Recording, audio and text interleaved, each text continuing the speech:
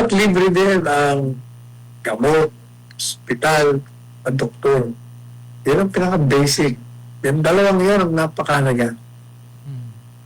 Kailangan ilibre na natin yun. Hindi na po kailangan mag-promissory note itong mga naka-ospital, lalo na po yung mga vulnerable natin ng mga kababayan. Unang-una, gaya ng sinabi ko, kailangan maging libre. Libre ang edukasyon. Libre sa lahat. Mayaman o hindi.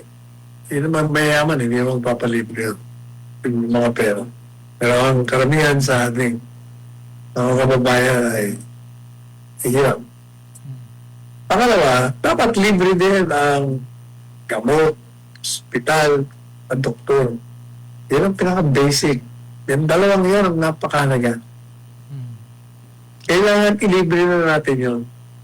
Ano mga promissory note? Libre nga eh. Dapat. Hindi ba sabi ko sa inyo, kung ako ang presidente, magdideklara ako revolutionary gobyerno, abolish ko Congress, at patutupad natin libre ang yan nga, meron pa, magkano ba ang ating, ano ngayon, magkano ang budget natin, di ba? Maabot sa trillion, 7.5 trillion.